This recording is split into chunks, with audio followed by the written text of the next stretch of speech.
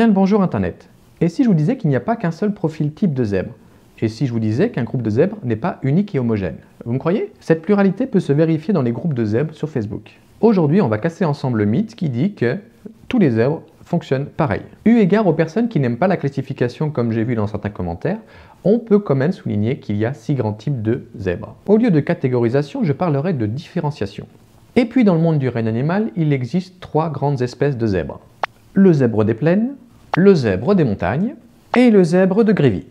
Il est essentiel de savoir comment fonctionnent les zèbres pour comprendre leurs besoins cognitifs, émotionnels, sociaux, d'où cette différenciation. Pour voir ça ensemble, je vais utiliser mon concept de la conf, alias la conférence. C'est parti!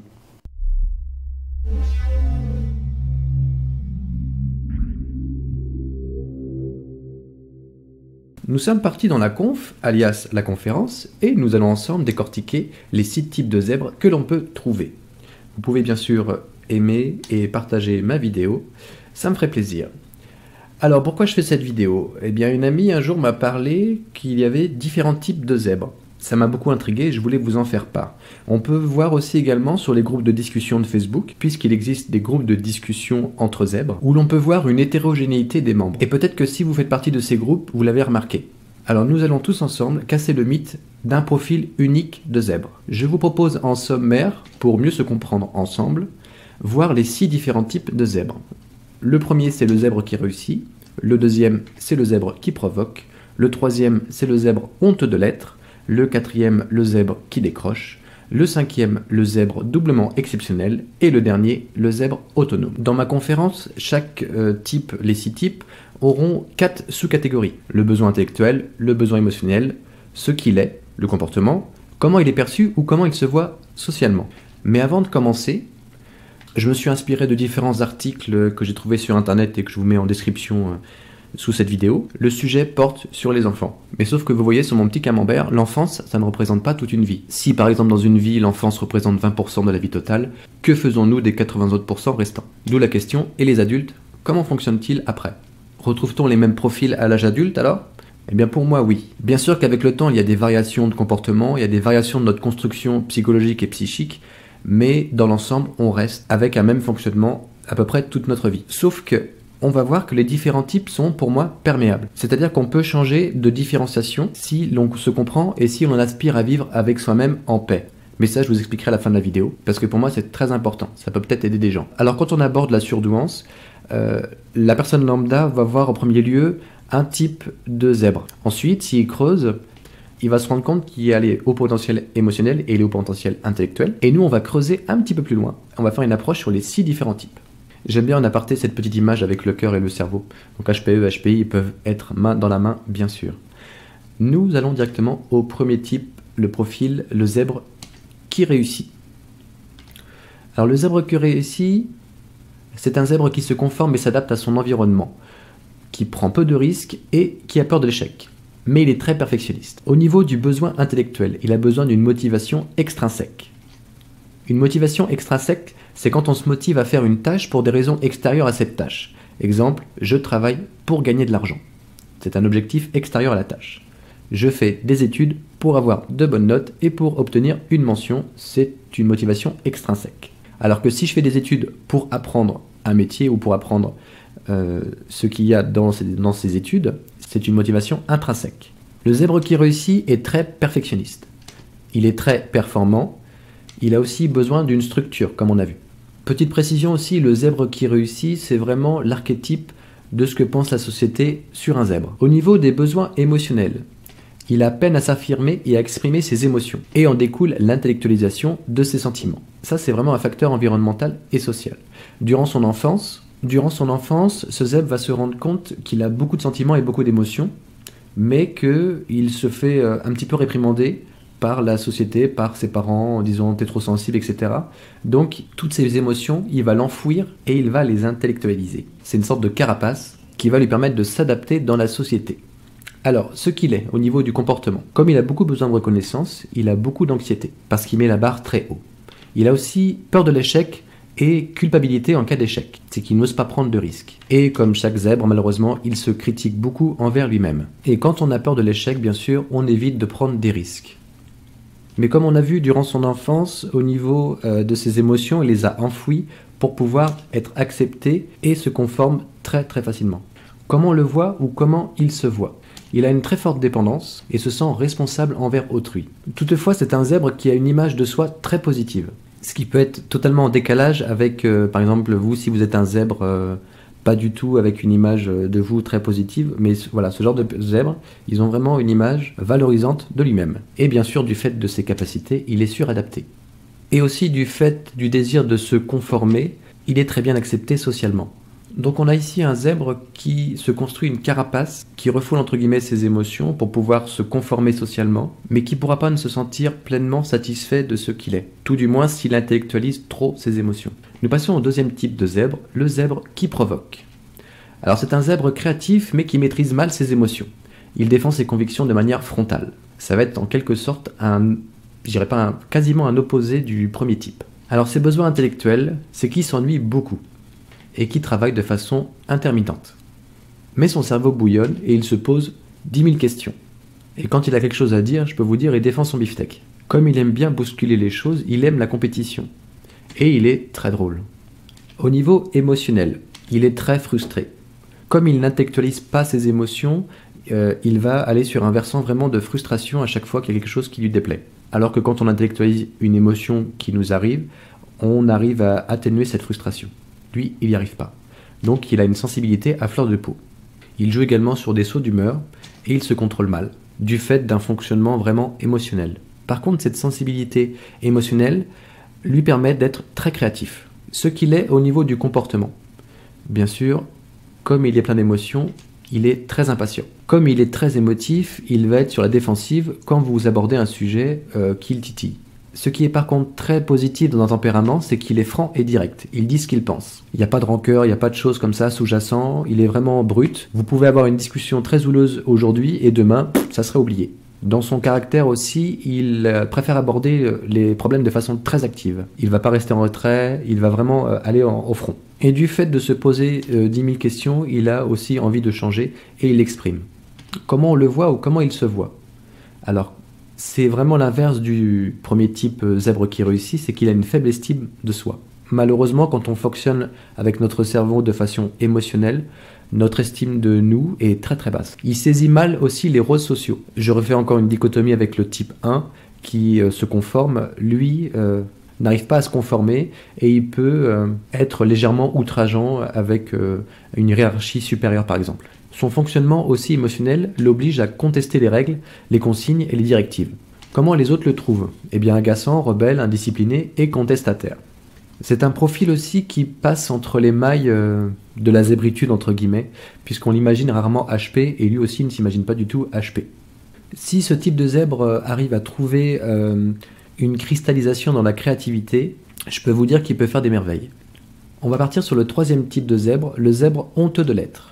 Malheureusement, c'est fréquemment des femmes. Elles ont un déni total de ce qu'elles peuvent faire au niveau potentiel. Elles s'adaptent très fortement, voire même trop fortement, en laissant de côté leur prisme d'intelligence émotionnelle élevé.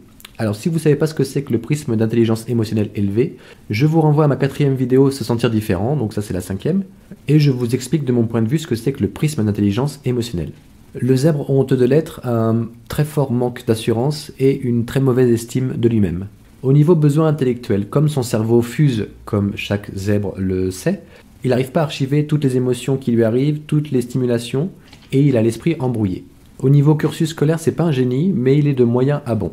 Alors si on mélange l'esprit embrouillé, le manque d'assurance et le déni total de son potentiel, malheureusement, il va mettre sur off toute cette verve et ses capacités. Mais je rajouterai un point essentiel, il se sublime quand il est soutenu.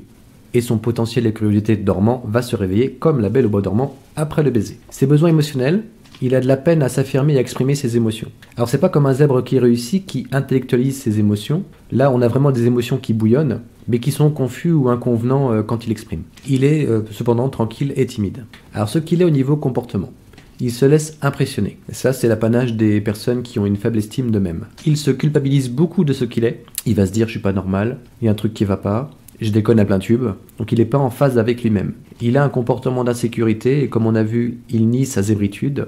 Il est très docile et il a une force d'endurance et de résistance assez importante. Ce qui est très positif, sauf si, imaginons, il rencontre dans sa vie des gens malveillants, et bien il va encaisser, il va encaisser, il va encaisser. Alors comment on le voit, comment il se voit?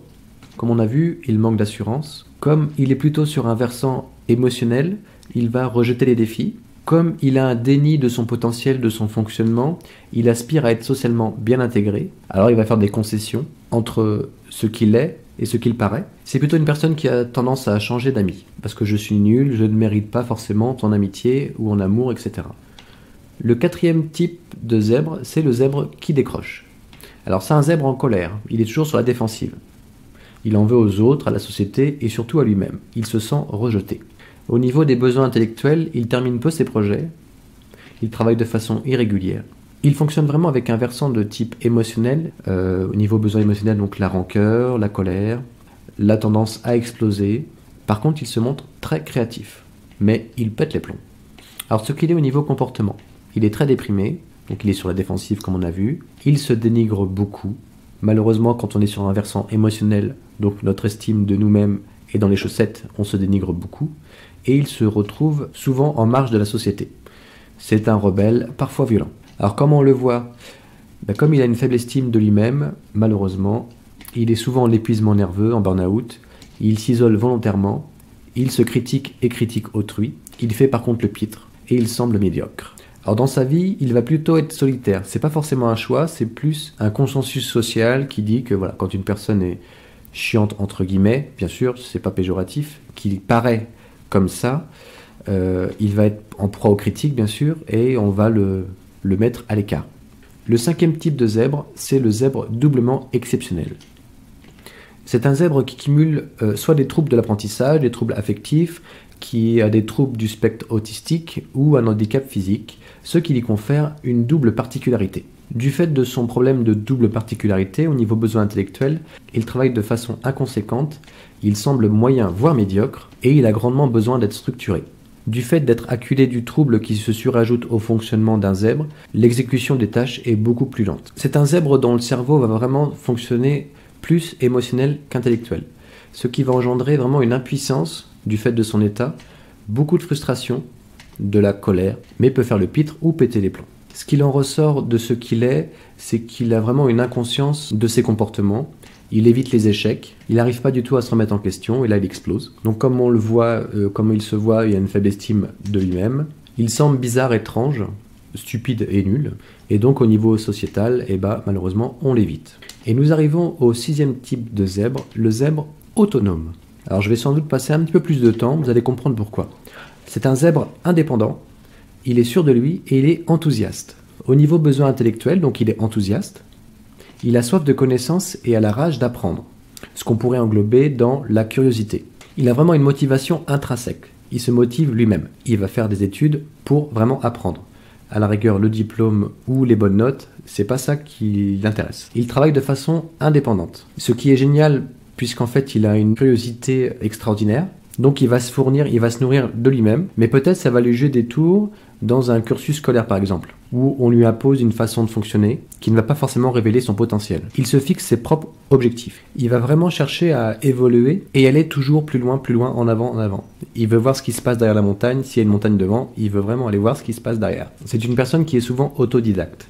Au niveau du besoin émotionnel, il accepte l'échec. Puisque c'est dans l'échec qu'on peut apprendre, c'est pas forcément dans les victoires. Il poursuit des passions très très fortes. Dès qu'il a une idée en tête, il y fonce et il met tous les moyens en place pour pouvoir y accéder. Et parfois au détriment d'une vie sociétale, etc. Il se montre très créatif, comme il est très curieux de tout, il va toucher un petit peu à tout. Et comme il est très curieux de tout, il va s'essayer à plein de choses. Et si ça marche pas, il va accepter l'erreur, l'échec, il va essayer de restructurer ce qu'il a fait et repartir de plus belle. Alors qu'est-ce qu'il est au niveau comportemental ? Il a conscience qu'il a du pouvoir. Il a conscience qu'il peut toucher les gens, mais à l'inverse d'un manipulateur, il va plutôt révéler le potentiel des autres. Il voit souvent les gens de façon très positive. Il a souvent des très bonnes intuitions des comportements des gens qu'il rencontre. Il a aussi l'intuition des failles des personnes qu'il rencontre également. Mais il ne va pas s'en servir pour manipuler, mais plutôt aider les gens, le valoriser et de façon très positive. Il va jusqu'au bout de ses intentions. Dès qu'il a une idée en tête, il fonce. Il sait aussi défendre ses convictions. On peut retrouver ça par exemple si il a une hiérarchie supérieure et qu'il demande de faire un truc alors que c'est pas du tout logique dans sa façon de faire, il va le faire savoir. Il sait aussi prendre des risques, se mettre dans des positions délicates, mais toujours avec un enthousiasme exacerbé. Et il est très persévérant. Alors comment on le voit, comment il se voit? Il est sûr de lui-même.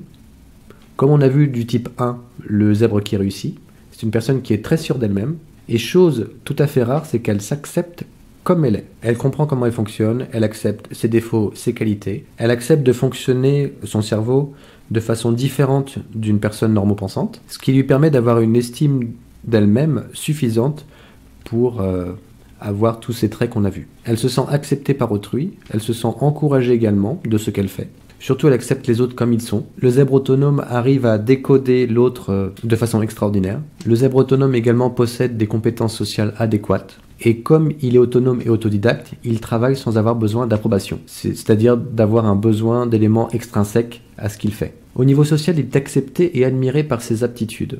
Mais sur ce point, il ne comprend pas forcément d'être admiré ni accepté de ce qu'il fait, parce que pour lui, c'est tout à fait normal de fonctionner comme ça. Ce qui lui confère quand même d'être plutôt humble sur son travail. Il est également capable et responsable. Et du fait d'avoir une aura ou d'un tempérament comme ça, il influence les autres de manière très très positive. Alors, donc on a vu les 6 différents types de zèbres que l'on, pour l'instant, connaît. Je dis pour l'instant parce que j'espère que ça va changer. Comme on est vraiment aux prémices, on va dire entre guillemets, de la découverte du fonctionnement d'un zèbre, j'espère qu'on pourra les pousser plus loin. Mais alors après, qu'est-ce qui se passe? Ce que l'on peut aspirer.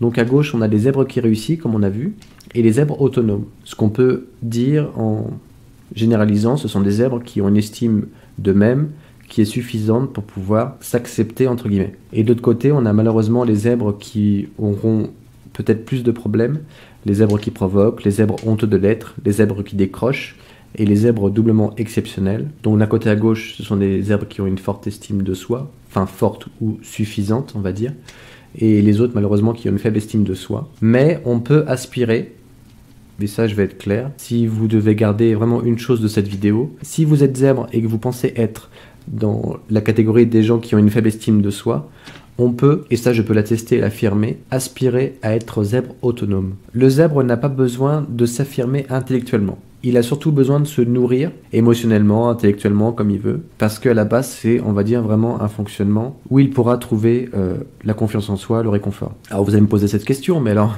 si on a une faible estime de soi, comment pouvoir retrouver cette confiance dont tu parles, Alban? Alors j'ai abordé dans une vidéo qui s'appelle La relation toxique, comment s'en sortir. Ça n'a pas forcément à voir avec les zèbres, mais dedans j'aborde un petit peu la reprise de confiance en soi. Je vous conseille de la regarder. Le lien est dans la description. Voilà, c'est vraiment le thème, reprendre confiance en soi. C'est pas une semaine, c'est pas en un mois que ça va fonctionner. C'est vraiment sur des petites choses qui vont vous amener à reprendre confiance en vous-même. Et surtout être en phase avec ses valeurs. Chose que j'aborde dans cette vidéo. Donc voilà, c'était la 5e partie de se sentir différent. J'avais fait aussi une autre vidéo sur la surdouance il y a 1 ou 2 ans. Et je vous conseille fortement d'aller les voir, bien entendu. Voilà, c'était la conf, les 6 types de zèbres. N'hésitez pas, bien sûr, à mettre en commentaire votre point de vue. Votre point de vue m'intéresse énormément. Vous avez des choses à dire sur mon travail. Et justement, sur ma chaîne Point de Vue, vous avez la possibilité de vous exprimer. Et c'est comme ça que je conçois le partage de mes vidéos. Voilà, je m'excuse aussi pour ma voix là, je suis un petit peu enrhumé, donc c'était pas terrible. Merci d'avoir regardé cette vidéo. Il y en aura d'autres sur le sujet, bien sûr. N'hésitez pas à partager, à liker. Et moi, je vous dis à très vite.